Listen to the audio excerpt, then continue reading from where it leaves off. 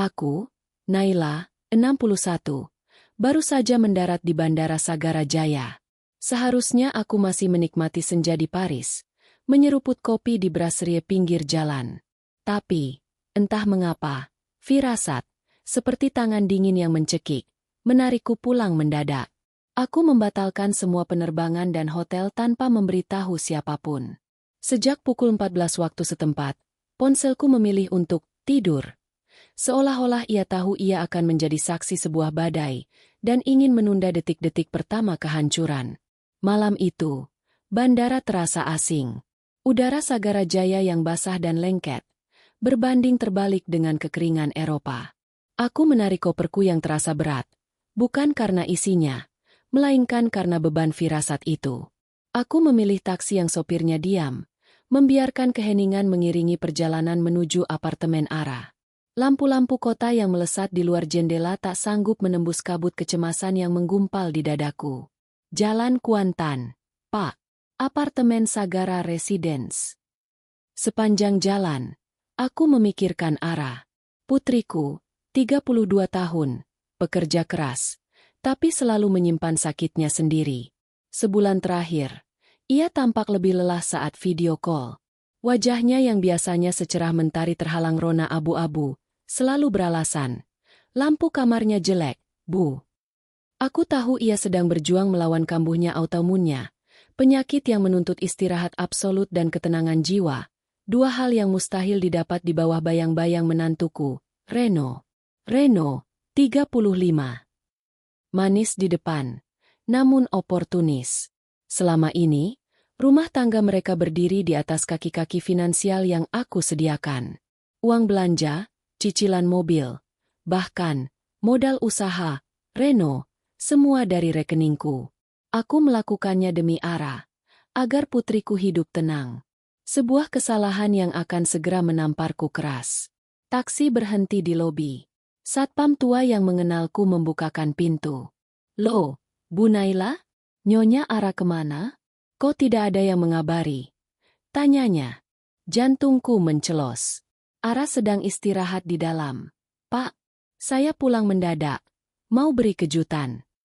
Aku memaksakan senyum, sambil berpikir, bukankah Reno seharusnya ada di sini? Aku naik ke lantai 18. Kunci cadangan yang kuberikan 3 tahun lalu masih pas.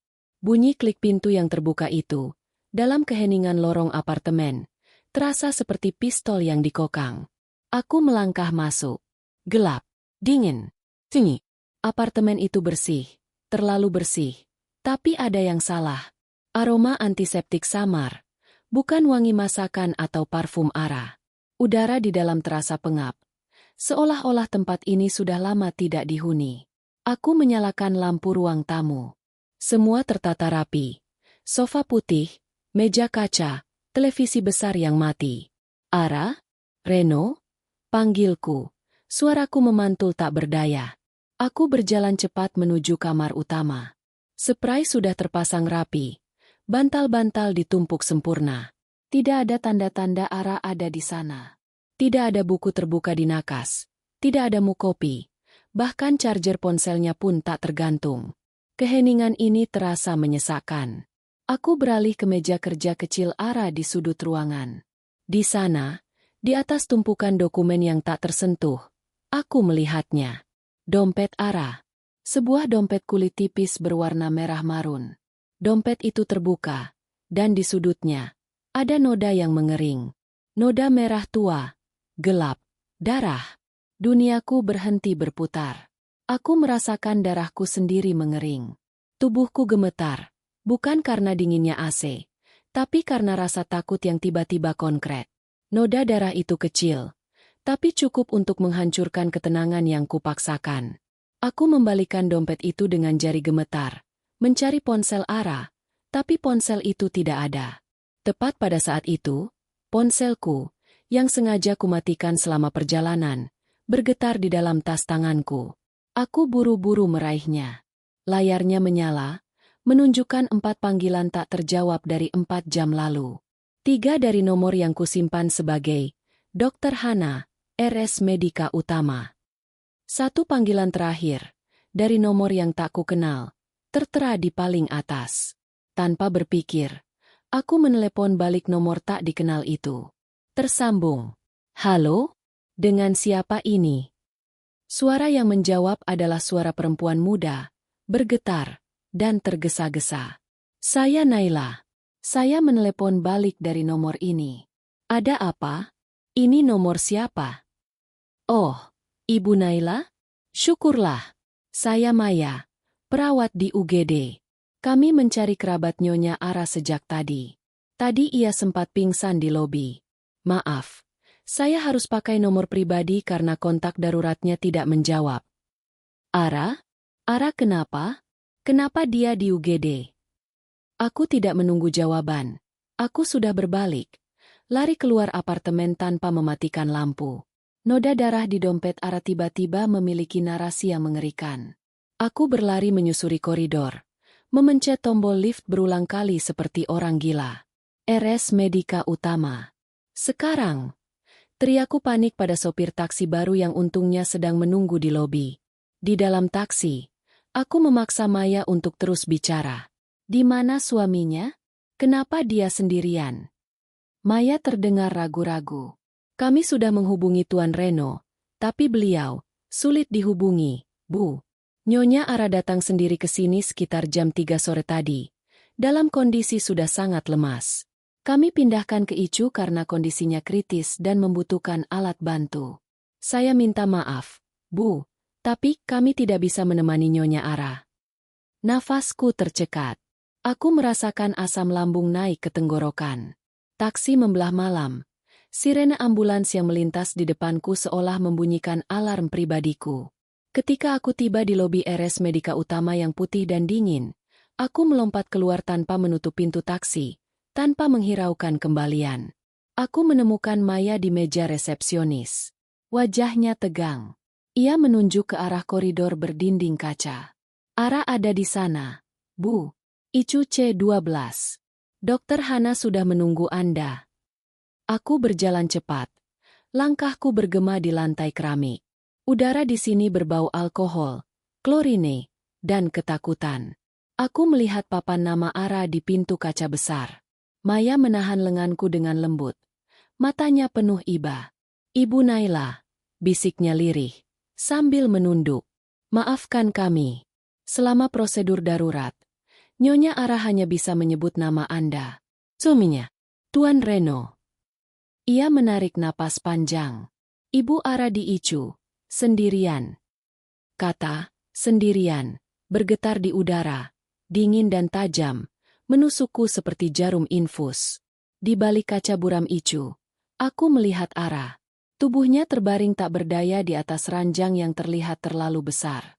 Tabung-tabung invasif menghubungkannya ke mesin yang bernapas untuknya. Di dalam ruangan itu, Ara adalah pusat dari sebuah drama bisu yang hanya dimainkan oleh cahaya biru monitor, suara beep ritmis, dan desahan regulator oksigen. Aku dipandu masuk oleh Maya, perawat muda yang tampak tulus. Suara beep monitor jantung di samping Ara adalah melodi paling menakutkan yang pernah kudengar. Ia stabil, kata Maya, tapi kritis. Di kulitnya, yang selalu kubayangkan hangat dan sehat, kini terpasang sensor-sensor dingin. Aku mendekat, mencengkeram besi ranjang. Aku ingin memeluknya, tapi terhalang oleh mesin. Aku hanya bisa meraih tangannya yang bebas. Terasa begitu dingin dan kurus. Nak, ibu di sini, bisikku. Air mata yang sejak tadi kutahan akhirnya tumpah, membasahi masker N95ku. Pintu ICU terbuka. Dokter Hana, 41, sahabat lamaku, yang kini menjadi kepala ICU di sini, masuk dengan tatapan profesional, namun matanya menyimpan kesedihan yang pribadi. Aku bersyukur ada Hana. Kami keluar ke ruang tunggu perawat. Hana menjelaskan kondisi Ara secara medis. Ini kambuh autoimun yang parah, Nai. Stres yang terakumulasi memicu reaksi berantai yang merusak organ. Kita sudah stabilkan, tapi dia butuh observasi ketat. Kita harus menunggu sampai organ-organ vitalnya bisa bekerja optimal lagi tanpa bantuan. Aku menatapnya dengan tatapan memohon. Dia akan baik-baik saja, kan, Han? Hana memegang tanganku erat. Kita usahakan yang terbaik. Tapi, Nai, ada yang harus kamu dengar. Ara datang sendiri. Dia sempat menolak masuk Icu karena khawatir biayanya. Biaya? Aku yang bayar. Han. Semua. Dia tahu itu. Potongku tajam. Kami tahu. Tapi itu bukan intinya. Intinya, suaminya tidak ada. Kami mencoba menghubungi Reno selama 4 jam. Ponselnya mati. Ketika berhasil, dia hanya menjawab, "Sedang liburan. Urus saja dulu." Hana berbisik, nadanya marah, bukan sebagai dokter, tapi sebagai seorang teman. Mendengar kata, liburan. Dadaku terasa terbakar. Aku menarik ponselku. Sinyal kini sudah pulih, tapi aku membiarkan modus pesawat tetap aktif di perjalanan agar fokus. Aku membuka aplikasi chat Reno yang terakhir kulihat 4 jam lalu. Aku menggulir ke atas. Reno mengirimkan sebuah foto. Foto itu diambil di dek kapal pesiar mewah, Samudera Royal, dengan infinity pool dan latar belakang laut biru yang memukau. Di sampingnya, tersenyum lebar dan mengenakan kacamata hitam berbingkai besar, adalah seorang wanita muda, Karin, 29. Caption Reno berbunyi, Executive Suite View. Terima kasih, sayang, untuk rezeki tak terduga ini. Living the life. Aku melihat foto itu lagi dan lagi. Ara berjuang melawan maut sendirian di Icu, sementara menantuku memamerkan hidup glamor dengan wanita lain, menyebutnya, sayang, dan berterima kasih atas rezeki tak terduga. Aku merasakan gelombang jijik yang murni dan dingin. Pengkhianatan ini bukan hanya kepada Ara, tapi juga terhadap martabatku sebagai seorang ibu yang telah berkorban. Ara sudah memblokir dia, Bu, bisik Maya, yang berdiri di belakangku. Ia melihat ke layar ponselku. 2 hari lalu. Tapi Tuan Reno masih menghubungi Ara dari nomor lain, memohon Ara membuka blokir. Dia menghubungi Ara atau Ara menghubungi dia? Tanyaku, suaraku rendah dan berbahaya. Tuan Reno menghubungi Nyonya Ara. Bu, sejak Nyonya Ara masuk rumah sakit, saya lihat notifikasi pesan dari nomor Tuan Reno masuk ke ponselnya, mengatakan bahwa dia akan segera pulang setelah urusannya selesai, dan meminta Ara jangan cemburu dengan teman kerjanya. Teman kerja? Aku mendengus. Reno pergi ke kapal pesiar dengan wanita lain. Ara kritis, dan dia masih sempat memutarbalikkan keadaan dengan menuduh Ara cemburu. Aku tahu apa yang harus kulakukan. Reno tidak akan mengerti rasa sakit, kecuali melalui satu bahasa yang ia junjung tinggi, uang. Aku harus menyerang langsung ke sumber daya yang selama ini ia anggap tak terbatas dan tak tersentuh. Aku harus memotong oksigen finansialnya. Aku berbalik ke Hana, mengambil napas dalam-dalam. Aku akan mengurusnya. Besok pagi, aku akan pastikan dia kembali. Hana mengangguk, lalu wajahnya berubah serius. Pandangannya beralih ke arah di dalam Icu. Nai, ada masalah lebih penting yang harus kamu tahu, dan ini harus diselesaikan dalam waktu 24 jam. Aku menatapnya. Menunggu. Ara membutuhkan tindakan spesifik untuk menangani komplikasi yang baru kami temukan. Nai, kami perlu persetujuan tertulis dari kerabat terdekat atau penanggung jawab legal. Sejak tadi, kami hanya bisa melakukan tindakan penyelamatan hidup darurat. Hana mencondongkan tubuhnya ke arahku. Suaranya sangat lirih. Nai, siapa yang akan membayar ini? Siapa penanggung jawab biaya? Tagihan harus diurus secepatnya. Ini prosedur Icu. Pagi itu, aku tidak kembali ke apartemen. Aku menghabiskan malam di sofa ruang tunggu Icu, tidur ayam, dengan satu mata tertuju pada Ara. Jam 8, aku mandi di kamar mandi perawat atas izin Hana, mengenakan setelan kantor yang kusimpan di koper, dan langsung menuju markas bank cabang utama Sagara Jaya. Kantor bank yang dingin dan megah itu terasa kontras dengan bau antiseptik yang masih melekat di bajuku. Aku bertemu Pak Arman, 56, officer bank yang sudah lama membantuku mengelola aset dan rekening keluargaku. Pak Arman adalah sosok yang tenang dan teliti, selalu menghormati privasi. Bu Naila, saya ikut prihatin atas kondisi Nyonya Ara. Saya sudah siapkan semua data yang Anda minta, ujar Pak Arman, menggeser tablet ke arahku di ruang rapat privat. Aku langsung ke inti masalah. Dana Ara dan Reno. Pak Arman, selama ini saya memberikan kartu tambahan kepada Reno dan Ara, yang terhubung ke rekening utama saya, untuk biaya rumah tangga. Saya juga memasang autodebit untuk beberapa kebutuhan darurat mereka. Saya ingin memblokir total semua akses Reno dan menonaktifkan semua autodebit ke akun yang tidak terjamin keperluannya. Tentu, Bu Naila. Itu hak Anda sebagai pemegang akun utama. Pak Arman menampilkan rekap riwayat transaksi bulanan Reno. Meskipun aku sadar aku yang menanggung sebagian besar beban finansial mereka, melihatnya secara terperinci membuatku terkejut. Dana untuk biaya rumah tangga itu hampir tidak pernah digunakan untuk kebutuhan Ara. Sejak Ara mulai bekerja keras lagi setelah kambuh ringan beberapa bulan lalu, ia justru mentransfer balik sejumlah uang yang ia gunakan. Sementara itu, rekening Reno menunjukkan pola pengeluaran yang sangat mengkhawatirkan. Aku menggulir ke bawah. Transaksi hotel bintang 5, bulan lalu, Sagara Jaya 8 juta rupiah. Bar klub malam, rutin, mingguan 2 juta rupiah, 5 juta rupiah per kunjungan. Pembelian gadget mahal, 2 bulan lalu 30 juta rupiah. Pemesanan kapal pesiar, via Travel Agent X, DP 15 juta rupiah. Pakaian pria branded, toko A, B, C total 45 juta rupiah dalam 3 bulan. Ini semua terdebit dari kartu tambahan yang saya berikan, bukan? Tanyaku, suaraku datar, tapi tanganku mencengkeram tablet begitu erat hingga buku jariku memutih. Ya, Bu.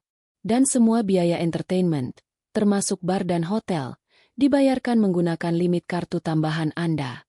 Untuk pemesanan kapal pesiar, ada autodebit yang Anda setel sebagai dana darurat liburan keluarga, senilai 15 juta rupiah yang sudah terpotong. Aku menatapnya. Inilah rezeki tak terduga yang Reno sebutkan. Itu adalah uangku, uang yang seharusnya menjadi jaring pengaman bagi Ara, uang yang ia hamburkan bersama Karin di Samudera Royal. Ia tidak menghasilkan uang, ia hanya menghabiskan apa yang kuberikan. Blokir.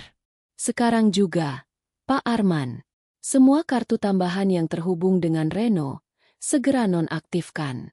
Autodebit ke travel agent itu, batalkan dan pastikan tidak bisa didebit lagi. Baik, Bu Naila. Saya akan memprosesnya sebagai pembatalan hak akses pihak ketiga pada akun utama. Proses ini instan.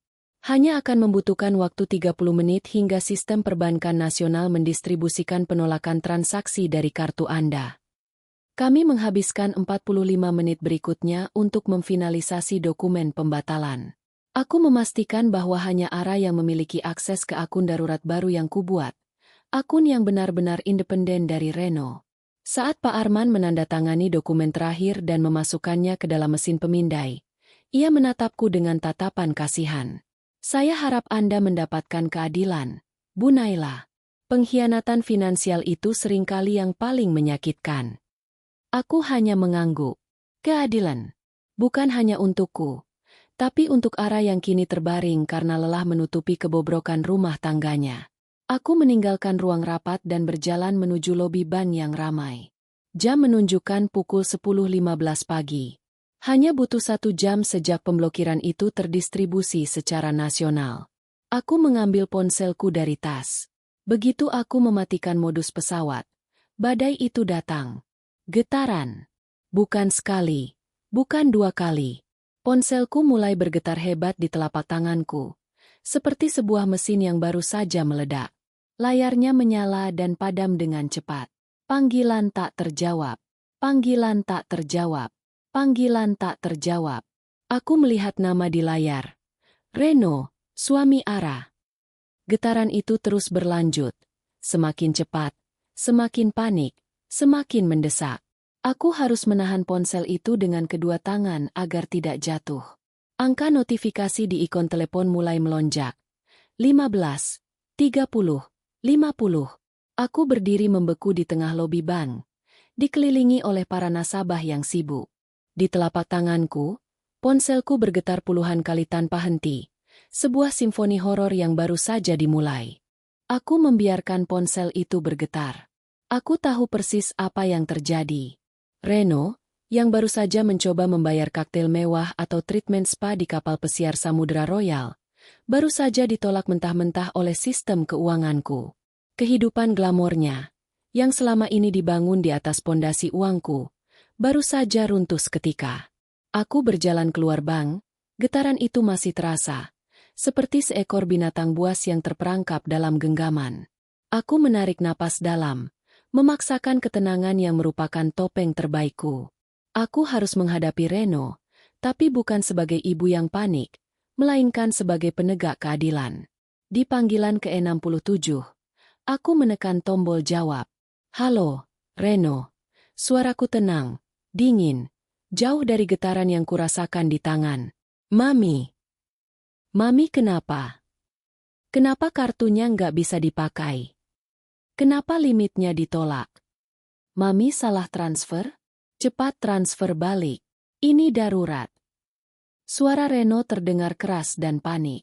Di latar belakang, aku mendengar tawa melengking seorang wanita dan musik lounge yang mendayu-dayu. Darurat apa? Reno? Kamu sedang di mana?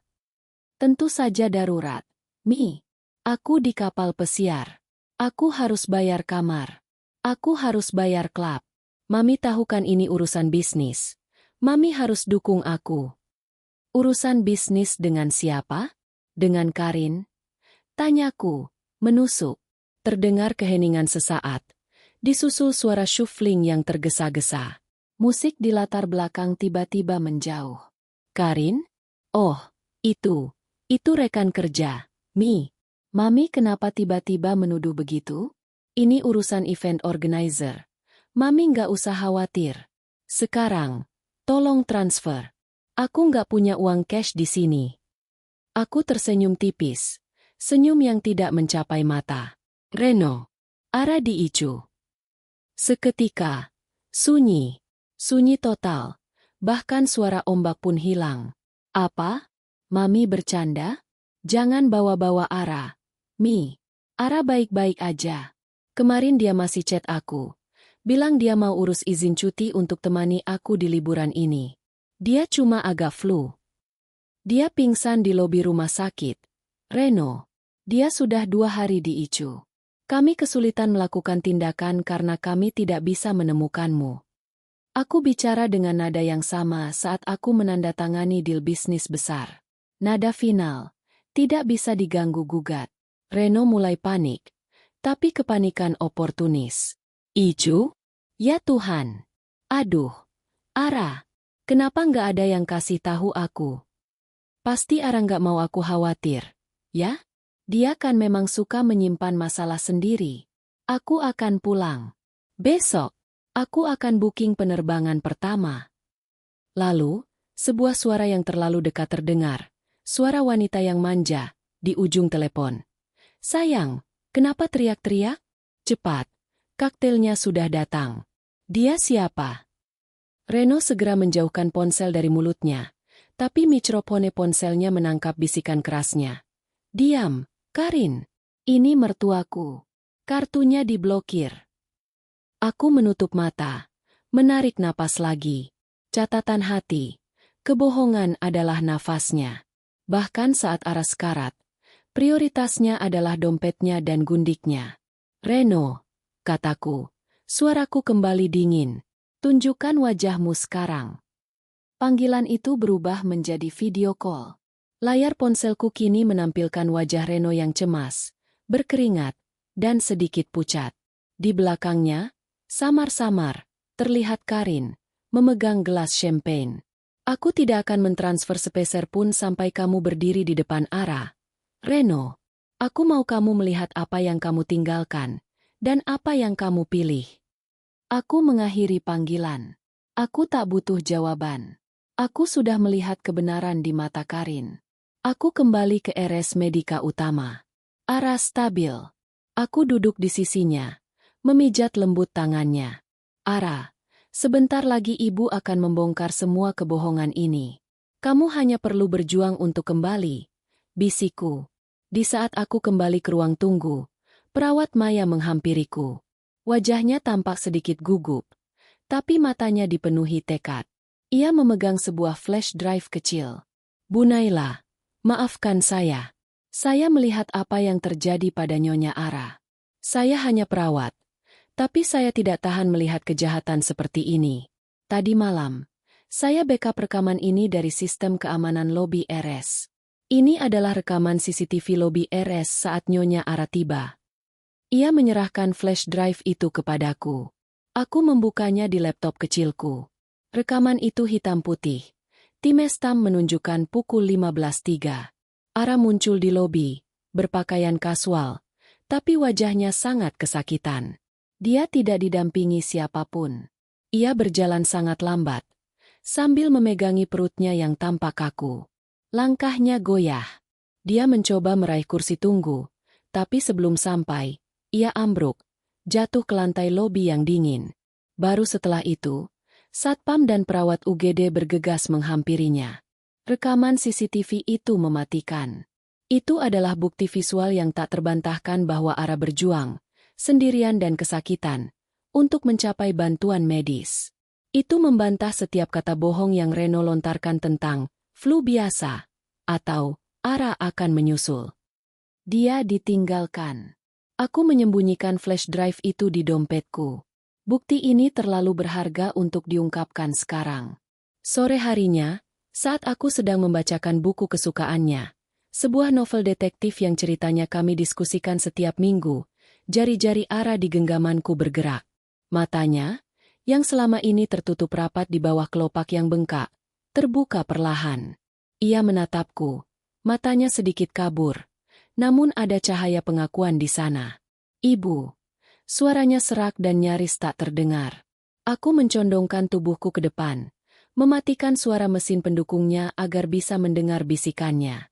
Ibu di sini. Nak, jangan bicara dulu. Istirahat. Maaf. Ia mencoba bicara lagi. Air mata tipis mengalir dari sudut matanya. Maaf. Aku sembunyikan flare-up-nya. Aku memegang tangannya di antara kedua telapak tanganku. Hangat. SHH. Ibu tahu. Kamu tidak perlu minta maaf. Aku nggak mau ibu repot. Ibu sudah capek. Di luar negeri. Aku janji Reno. Janji dia temanin. Dia bilang urusan kapal pesiar itu urgent. Cuma 2 hari. Reno berjanji menemaninya. Ara menutupi sakitnya dari ibunya. 2 pengkhianatan kecil yang berujung pada kehancuran besar ini. Ara terlalu mandiri. Terlalu enggan merepotkan, bahkan ketika nyawanya dalam bahaya. Ia berusaha keras melindungi ibunya dari kecemasan, padahal tindakan itu justru menempatkannya dalam bahaya terbesar. Catatan hati, dia lebih memilih menghadapi rasa sakit yang mematikan sendirian daripada melihatku cemas. Kasih sayang macam apa yang membuatnya memilih kerahasiaan seperti ini? Aku menyeka air matanya dengan tisu. Ibu tidak pernah repot untukmu, Ara. Tidak akan pernah. Ibu hanya kecewa, karena kamu tidak membiarkan ibu membantumu. Reno, dia bilang aku terlalu posesif. Aku nggak mau. Ibu pikir aku drama. Tapi aku lihat catnya. Ara kehabisan napas. Maya segera menyetel kembali oksigennya sedikit lebih tinggi. Sudah, nak, jangan bicara Reno. Ibu yang akan urus Reno. Kamu hanya fokus pada dirimu sendiri. Tutup matamu, dan berjuang untuk ibu. Ara memejamkan mata, tapi aku tahu dia mendengarkan. Tangannya mencengkeram tanganku sedikit lebih erat. Aku duduk di sana selama berjam-jam, memandang Ara yang tenang kembali. Di luar jendela, malam kembali menyelimuti Sagara Jaya. Tak lama kemudian, Dr. Hana masuk lagi. Wajahnya kali ini tampak lebih tegang. Terlepas dari fakta bahwa Ara sudah sadar sebentar. Nai, kita tidak bisa menunda ini lagi. Ara memang stabil, tapi untuk menangani infeksi sekunder dan membalikan kerusakan organ, kita harus segera melakukan prosedur drainase yang cukup invasif. Kita sudah siapkan timnya. Aku berdiri. Lakukan, Han. Aku akan tanda tangan persetujuan. Hana menggelengkan kepala. Matanya menunjukkan simpati. Aku tahu, Nai. Tapi secara etika rumah sakit dan legalitas, ini adalah tindakan berisiko tinggi. Kami membutuhkan persetujuan dari pasangan atau penanggung jawab utama yang tercatat dalam berkas. Kamu memang ibunya, tapi Reno tercatat sebagai suami dan penanggung jawab legal utama. Hana menyerahkan map berisi formulir persetujuan. Nai, ini bukan hanya masalah biaya. Ini adalah surat persetujuan tindakan. Penanggung jawab harus hadir dan memberikan persetujuan tertulis di hadapan saksi rumah sakit. Kami harus menunggu Reno. Keterpaksaan menunggu Reno untuk menandatangani persetujuan tindakan adalah siksaan terburuk. Pukul 11 pagi hingga pukul 12 siang, aku duduk di ruang tunggu, 1 jam terberat dalam hidupku. Di satu sisi, aku tahu Ara membutuhkan prosedur itu. Di sisi lain, aku tahu Reno tidak akan terbangun dari mimpi buruknya di kapal pesiar sampai ia benar-benar menyadari bahwa hidupnya telah dihentikan. Ponselku tergeletak di meja marmer. Layarnya menyala terang. Ini adalah jam-jam krusial setelah pemblokiran total kartu. Aku melihatnya terjadi secara real time. Dalam 1 jam itu, dari pukul 11 hingga pukul 12, notifikasi panggilan tak terjawab dari Reno terus menumpuk. 73, 81, 89, 93, dan puncaknya, 95 panggilan tak terjawab. Getaran ponsel yang berulang-ulang itu kini bukan hanya gangguan, melainkan simbol yang menyakitkan. Itu adalah suara panik, suara kehancuran yang didorong oleh kepentingan pribadi. Reno tidak menelepon karena Ara kritis. Reno menelepon karena ATM-nya mati. Di antara 95 panggilan itu, terselip pula pesan-pesan darinya. Mi, tolong. Ini bukan bercanda. Aku dikunci di kamar. Mereka nggak mau lepas tasku. Event sialan ini jadi kacau. Kirim uang ke rekeningku sekarang. Aku akan diusir dari kapal kalau nggak bayar tagihan hotel. Ara. Aku akan bilang Ara yang salah kalau Mami nggak bantu. Mami nggak mau rumah tangga Ara hancur di media, kan?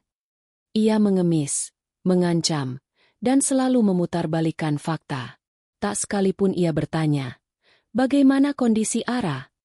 Prioritasnya jelas, dan aku melihatnya dengan kejernihan yang menyakitkan. Aku bangkit dari kursi, menjauh dari ponsel yang bergetar itu, dan berjalan menuju musola kecil di lantai dasar rumah sakit.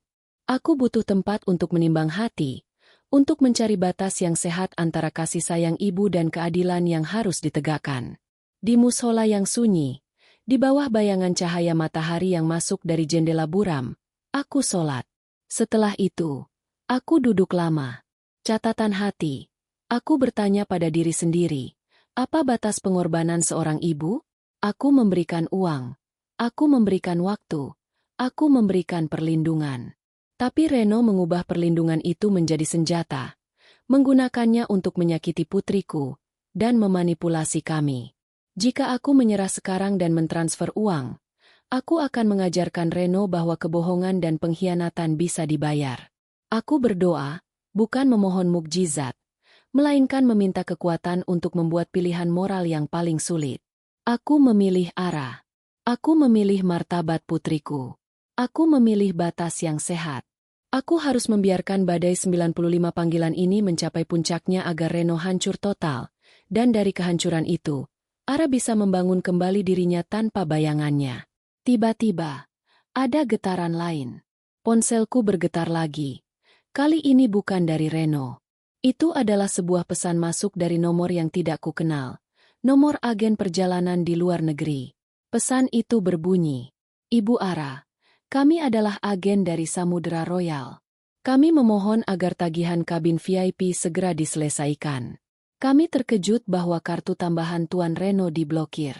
Tuan Reno memakai nama Ara untuk fasilitas VIP sebagai hadiah kejutan untuk Ara.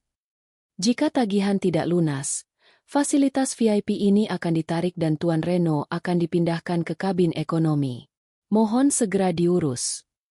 Pesan dari agen kapal pesiar itu, yang mengonfirmasi bahwa Reno menggunakan Ara sebagai tameng, mengatasnamakan hadiah, adalah pukulan terakhir. Ia tidak hanya berselingkuh dengan uangku, tapi juga mencatut nama Ara untuk mendapatkan fasilitas VIP. Reno tidak hanya oportunis, dia parasit. Pukul 14. Reno tiba di Sagarajaya. Ia tampak lusuh, marah, dan berkeringat. Matanya merah, bukan karena menangis, tapi karena kurang tidur dan panik. Ia langsung menyerbu ruang tunggu Icu. Tapi aku sudah menunggunya di ruang mediasi keluarga di lantai 2. Aku tidak sendirian. Di sebelahku, duduk Raka, 38, seorang pengacara mediasi keluarga yang kutunjuk pagi itu. Di meja, di seberang Reno, duduk Dr. Hana, mengenakan jas putihnya, sebagai saksi profesional dari pihak rumah sakit. Reno masuk. Matanya terbelalak melihat Raka. Mami, siapa ini? Kenapa ada pengacara? Apa-apaan ini? Ara di mana? Ara baik-baik saja kan? Aku menunjuk kursi di hadapanku. Duduk. Reno, Ara stabil. Dia akan baik-baik saja, selama kamu mau memberinya izin untuk disembuhkan. Aku memperkenalkan Raka. Raka memulai dengan tenang. Tuan Reno, kami di sini bukan untuk bercerai, melainkan untuk mediasi. Kami ingin membahas 3 hal, akses finansial, tanggung jawab medis, dan kebenaran. Aku mengeluarkan ponselku, meletakkannya di tengah meja. Aku membuka aplikasi galeri yang berisi rekaman CCTV dari Maya, perawat, screenshot 95 panggilan, screenshot chat Reno dan Karin, yang Ara kirimkan kepadaku saat ia sadar sebentar, dan rekap transaksi dari Pak Arman. Mari kita mulai dengan kebenaran, kataku. Suaraku datar seperti batu. Ara diicu. Dia sendirian. Dia tiba di lobi sambil memegangi perutnya. Dokter Hana di sini. Saksi bahwa kamu tidak bisa dihubungi selama Ara berada di ambang maut. Reno mencoba berdalih. Aku sudah jelaskan. Aku di kapal untuk urusan bisnis. Mami, Ara tahu itu. Dia sendiri yang menyuruhku pergi agar tidak mengganggu pekerjaanku. Aku menggeser rekap transaksi bank ke depannya. Urusan bisnis yang dibayar dengan kartu tambahan atas namaku. Untuk koktail dan suite mewah yang kamu nikmati bersama Karin? Total tagihan 150 juta rupiah dalam 2 bulan terakhir. Reno. Semua dari limit kartuku. Wajah Reno memerah. Ia mencoba membela diri. Itu event organizer. Karin itu rekan kerja. Ara cemburu buta. Mami. Dia selalu posesif, selalu merusak imejku. Mami tahu kan, Ara itu yang menyebabkan masalah di rumah tangga kami. Raka menyela dengan tenang. Tuan Reno, tuduhan cemburu buta itu bertentangan dengan bukti medis. Nyonya Ara terlalu sakit untuk cemburu. Faktanya, dia sendirian di rumah sakit, menunggu tanda tanganmu untuk menyelamatkan nyawanya. Sementara itu, 95 panggilanmu dalam 1 jam bukan berisi kekhawatiran, melainkan panik finansial. Tepat pada saat itu, ponsel Reno bergetar. Sebuah pesan masuk. Ia buru-buru melihatnya. Wajahnya langsung pucat. Itu Karin, bisiknya. Matanya liar. Dia bilang, dia sudah tahu semua, dan dia menyalahkan Mami karena memblokir uangnya. Dia bilang, Ara layak sendirian karena Ara posesif, dan Naila ibu yang toksik. Aku tak peduli dengan Karin. Aku menatap Reno. Tanda tangan surat persetujuan tindakan. Reno. Atau Raka akan melaporkanmu atas kelalaian yang membahayakan nyawa. Reno mengambil pulpen dengan tangan gemetar. Ia baru saja akan menandatangani, ketika pintu ruang mediasi terbuka sedikit. Perawat Maya masuk dan berbisik. Nyonya Ara memanggil Ibu Naila. Beliau sadar dan meminta untuk menemui Tuan Reno dan Ibu. Aku, Reno, dan Raka bergegas ke Icu. Ara tampak lebih kuat sekarang, tapi matanya dingin. Reno mendekati ranjang, mencoba meraih tangan Ara. Sayang, aku minta maaf. Aku di sini sekarang. Aku akan tanda tangan. Aku janji akan urus semua. Ara menatapnya. Lalu menoleh ke arahku. Ibu. Suara Ara sangat lirih. Hampir tak terdengar, tapi menusuk. Cukup. Kata, cukup, yang diucapkan Ara, meskipun hanya bisikan, memiliki kekuatan yang menghancurkan. Kata itu bukan ditujukan pada Reno, melainkan pada drama yang sedang kami mainkan di hadapannya. Reno terdiam. Ia mundur selangkah. Kaget. Aku memegang tangan Ara, mengangguk. Aku tahu, ini adalah momen Ara mengambil kembali kekuatannya, martabatnya, dan suaranya yang selama ini dibungkam oleh manipulasi Reno. Reno, kata Ara. Suaranya pelan tapi tanpa getaran. Aku sudah dengar semuanya. Aku sudah lihat chat Mami. Dan aku tahu. Aku sudah tahu siapa Karin. Dan aku tahu kemana uang Mami mengalir selama ini. Ara mengambil napas. Matanya menatap Reno tanpa rasa takut. Aku tidak marah karena kamu selingkuh. Aku marah karena kamu membuatku merasa bersalah, membuat Mami khawatir, dan meninggalkan aku saat aku paling butuh. Sayang, tolong, jangan dengarkan Mami. Dia cuma mau kita pisah. Dia terlalu ikut campur. Dia yang blokir uangku. Reno mulai panik, menunjuk ke arahku. Ibu tidak salah, potong Ara tegas. Ibu memberiku ruang. Aku yang memilih untuk menyembunyikannya. Tapi kamu memanfaatkan penyakitku. Kamu menjanjikan akan menemaniku hanya untuk pergi bersenang-senang dengan orang lain. Ara menoleh ke arahku. Ibu, aku minta maaf karena merepotkan ibu sampai sejauh ini. Aku sudah ambil keputusan. Ara menatap Reno lagi. Aku memilih pisah sementara darimu. Aku akan fokus pada pemulihan.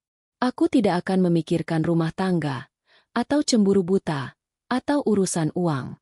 Aku hanya mau sembuh. Kamu boleh urus urusanmu, Karin, atau bisnis fiktifmu itu. Reno mencoba menyentuh pipinya, tapi Ara memalingkan wajahnya. Aku melangkah maju. Reno, Ara sudah bicara. Sekarang, kita bicara tentang uang. Aku sudah siapkan rekening baru untuk Ara. Rekening yang hanya bisa diakses oleh Ara dan aku. Aku mengeluarkan dokumen lain yang sudah disiapkan Raka. Aku memutuskan untuk mendirikan rekening amanah kesehatan Ara. Semua dana yang selama ini kusediakan untuk rumah tangga, termasuk dana darurat dan biaya hidup, akan dialihkan ke rekening ini. Dana ini hanya digunakan untuk biaya terapi, pengobatan, dan pemulihan Ara. Kamu dicabut total dari akses finansialku. Semua limit kartu dan autodebit atas namamu resmi dicabut. Wajah Reno berubah dari panik menjadi murka. Mami tidak bisa melakukan ini. Aku suaminya. Aku berhak atas nafkah. Aku berhak atas uang itu. Mami mau aku jadi gembel. Ara, kamu dengarkan? Mami ini perusak.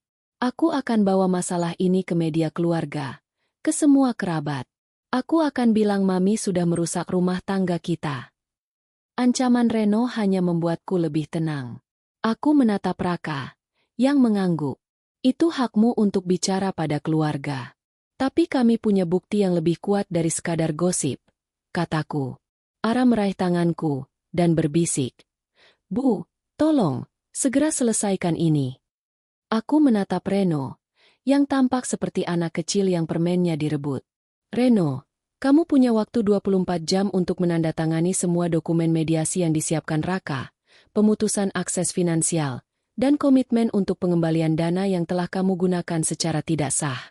Jika tidak, aku akan menyerahkan semua bukti pengkhianatanmu, termasuk rekaman CCTV, ke otoritas hukum atas dasar penelantaran dan penyalahgunaan dana. Reno mundur.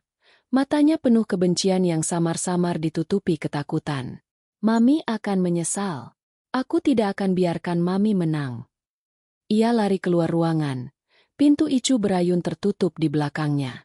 Aku tahu dia baru saja menuju kapal pesiar lagi. Bukan untuk Ara, melainkan untuk Karin, atau mungkin untuk mencari pinjaman. Ara memejamkan mata. Terima kasih, Bu. Sama-sama, Nak. Sekarang kamu hanya fokus untuk sembuh. Reno mengancam membawa masalah ke media keluarga. Reno menghilang. Ia tidak kembali ke rumah sakit, tidak menelepon lagi, dan tidak mengirim pesan mengancam. Aku tahu, ia pasti sedang mencoba menutupi jejaknya dan menenangkan Karin, yang juga pasti terkena imbas pemblokiran finansialku. Sementara itu, Raka dan Pak Arman bergerak cepat. Mereka menuju ke kantor agen perjalanan yang mengurus kapal pesiar Samudra Royal, yang transaksinya terdaftar di bank. Tujuanku bukan hanya memutus akses Reno, tapi membongkar seluruh kebohongannya dari akarnya. Pukul 11 siang, Raka menghubungiku via telepon. Suaranya penuh kemenangan. Bu Naila, kami mendapatkan apa yang kita butuhkan. Kami sudah bicara dengan agen kapal. Ini bukan liburan reward atau urusan bisnis murni. Jadi apa? Tanyaku, sambil duduk di samping Ara yang kini sudah dipindahkan ke kamar perawatan biasa setelah prosedur drainase berhasil. Itu adalah barter promosi, Bu Naila. Reno adalah seorang event organizer lepas. Dia menjanjikan akan mempromosikan kapal pesiar itu melalui akun media sosial Ara yang memiliki follower cukup besar. Ara sebagai influencer gaya hidup sehat. Aku terperangah. Reno menggunakan popularitas Ara untuk mendapatkan hadiah kamar dan suite VIP. Agen kapal memberikan kamar VIP sebagai kompensasi promosi, tapi Reno harus menanggung biaya onboard lain-lain, makanan, minuman, dan hiburan. Nah, biaya onboard inilah yang dia tanggung dengan kartu tambahan ibu. Itu sebabnya dia mati-matian menelepon saat kartunya diblokir. Raka melanjutkan, Reno menipu Ara dengan mengatakan bahwa ini adalah biaya liburan yang harus mereka bagi, padahal kamar VIP itu gratis. Dia menggunakan uang Ara, via kartuku, untuk berpesta dengan Karin dan mendapatkan keuntungan pribadi, sambil memenuhi kontrak kerjanya. Lalu bagaimana dengan Karin? Karin menghilang, Bu Naila. Agen kapal mengatakan Karin bukanlah istrinya, dan ia juga menunggak pembayaran minibar pribadinya. Mereka berdua terdaftar sebagai event partners. Kebenaran ini, bahwa Reno bahkan tidak cukup sukses untuk membayar liburan selingkuhannya sendiri, menambah lapisan jijik yang sempurna pada karakternya. Agen kapal bersedia memberikan pernyataan tertulis untuk keperluan mediasi. Malam harinya, sekitar pukul 20, ketenangan rumah sakit kembali terusik. Aku sedang membacakan doa di kamar Ara, ditemani Pak Ustaz, rohaniawan yang didatangkan Raka atas permintaanku, yang memberikan kekuatan moral kepada kami. Tiba-tiba, terdengar suara keributan di lorong. Aku suaminya. Aku harus masuk. Artaku diblokir oleh ibu tua itu. Suara Reno, keras, sluret, dan marah. Ia datang, tapi kali ini bukan sebagai suami, melainkan sebagai penjahat yang mabuk. Mami, Ara, kalian tidak berhak mencabut hakku. Aku akan bilang semua orang kalau Mami yang merusak rumah tangga kita. Teriaknya. Aku melindungi Ara dengan tubuhku, sementara Pak Ustaz dengan tenang keluar ruangan untuk menghadapi Reno. Beberapa detik kemudian, dua petugas keamanan rumah sakit menertibkan Reno. Tidak ada kekerasan grafis, tapi desakan dan amarah Reno yang mabuk itu terasa mengerikan. Aku mendengar bisikan petugas. Tuan, Anda membuat onar. Jika Anda tidak pergi, kami akan menghubungi polisi. Reno diusir dari rumah sakit. Itu adalah adegan terakhir dari kehancurannya yang menyedihkan. Ia tidak lagi memiliki akses, uang, atau tempat perlindungan. Reno datang mabuk ke RS, membuat onar kecil. Keamanan RS menertibkan.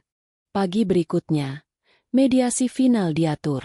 Kali ini, bukan di RS, melainkan di kantor Raka, kantor hukum yang terasa netral. Reno datang. Kali ini ia sober, tapi tampak hancur dan kelelahan. Semua bukti sudah di atas meja. Rekap transaksi, Pak Arman. Pernyataan agen kapal, Raka. Rekaman CCTV Ara tiba di RS, Maya. Surat persetujuan tindakan yang ditunda. Rekaman audio 95 panggilan, hanya untuk referensi internal. Tuan Reno, Raka memulai, suaranya tegas. Kami tidak meminta cerai hari ini. Kami meminta pengakuan, pertanggungjawaban, dan komitmen. Nyonya Naila tidak ingin melibatkan hukum pidana atas penelantaran, asalkan Anda mau menyelesaikan ini secara manusiawi. Reno, yang sudah kehilangan Karin, uang, dan reputasi, akhirnya menyerah. Ia tahu ia tidak bisa melawan. Saya Saya akan tanda tangan, bisiknya.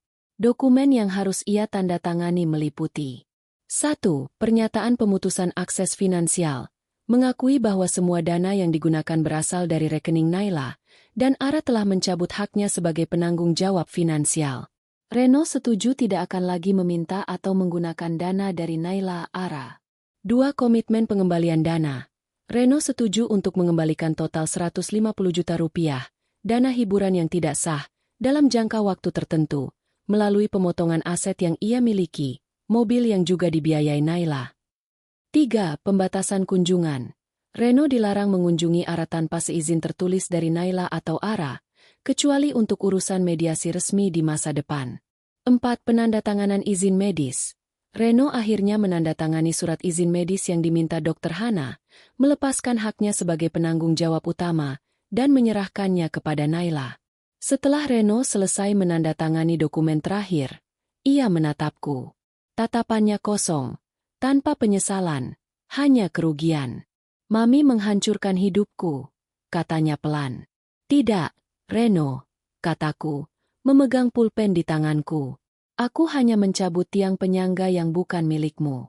Kamu yang memilih kehancuran itu sendiri. Reno pergi, meninggalkan selembar kertas yang membebaskan Ara dari bayang-bayangnya. Aku kembali ke rumah sakit. Ara sedang makan bubur. Terlihat jauh lebih baik. Aku membiarkan dirinya membaca novel detektifnya lagi. Malam harinya, aku, Ara, dan Pak Ustaz berkumpul di kamar perawatan. Kami memimpin doa kecil. Bukan doa perpisahan, melainkan doa pemulihan. Keluarga inti kami yang sesungguhnya, ibu dan anak, telah kembali. Ara memegang tanganku. Aku merasa ringan. Bu, terima kasih sudah mengambil kembali hidupku. Ibu hanya mengembalikan apa yang seharusnya menjadi milikmu. Nak, tugasmu sekarang hanya satu, sembuh. Saat aku memeluknya, pintu terbuka. Dokter Hana masuk, tersenyum lebar. Nei, Ara, aku punya kabar baik. Prosedur drainase dan perawatan medis kita berhasil. Semua indikator vitalnya sudah kembali normal. Ara menuju ke pemulihan total. Jika tidak ada komplikasi lagi, besok ia sudah bisa keluar dari ICU, dan dalam beberapa hari lagi, ia bisa pulang. Dokter Hana tersenyum, menutup pintu dengan pelan. Kabar pemulihan Ara adalah katarsis yang kutunggu-tunggu, hadiah sejati atas semua perjuangan. Aku duduk di sisi Ara, memegang tangannya yang kini sudah hangat dan memiliki rona sehat. Aku menceritakan semua yang terjadi. Pemblokiran kartu, 95 panggilan, mediasi di kantor Raka, dan pembebasan Reno dari hidup kami. Ara mendengarkan, sesekali tersenyum getir. Mengapa ibu pulang tanpa memberi kabar? Tanya Ara, matanya penuh rasa ingin tahu. Aku tersenyum lembut. Firasat.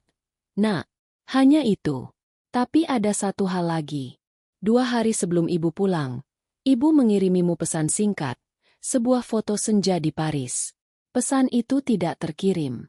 Ibu pikir jaringanku yang bermasalah, tapi ternyata, ibu baru sadar, itu karena ponselmu mati. Ara, ponselmu mati karena kamu sedang berjuang. Signal darimu terputus. Itu yang membuat ibu cemas dan memutuskan untuk membatalkan semua penerbangan dan pulang. Aku membuka semua misteri, satu persatu, sambil memegang tangan Ara. 1. Sumber dana glamor Reno. Semua dana yang Reno gunakan untuk gaya hidup mewah, dari hotel, bar, hingga biaya onboard kapal pesiar, berasal dari kartu tambahan yang selama ini kusediakan dan auto debit yang kupasang di rekening utama. Reno tidak pernah menghasilkan uang, ia hanya menghabiskan limit yang seharusnya menjadi cadangan Ara. 2. Alasan Ara sendirian. Ara menutupi kambuhnya penyakit autoimun agar aku tidak khawatir dan bisa menikmati liburanku. Ia berjanji akan menyusul Reno, sementara Reno berjanji akan menemaninya di rumah. Namun diam-diam Reno pergi lebih dulu, mencatut nama Ara untuk mendapatkan fasilitas VIP kapal pesiar. Rekaman CCTV membuktikan Ara berjuang masuk RS sendirian. 3. Apa yang sebenarnya terjadi di kapal pesiar? Liburan itu adalah barter promosi, komisi gelap, Reno dengan agen kapal, bukan hadiah atau bukti kesuksesan. Reno menggunakan Karin sebagai pasangan, dan ia menipu Ara agar bisa menggunakan uang daruratku untuk membayar biaya pribadinya di kapal, makanan, minuman, entertainment. 4. Motif Reno. Reno adalah oportunis murni. Motifnya bukan hanya perselingkuhan, tapi mempertahankan akses finansial ke rekeningku, dan memanipulasi Ara agar tampak posesif, sehingga keluarga menilai Ara penyebab retaknya rumah tangga. 5. Dampak 95 panggilan. 95 panggilan tak terjawab dalam 1 jam adalah hasil dari kepanikan finansial total Reno setelah aku memutus aksesnya. Ia mencoba menyelamatkan dirinya dari tagihan yang menumpuk di kapal, bukan menyelamatkan Ara. 6. Konsekuensi hukum keadilan. Reno harus menandatangani pernyataan pemutusan akses finansial, berkomitmen pada pengembalian dana, dan menerima pembatasan kunjungan.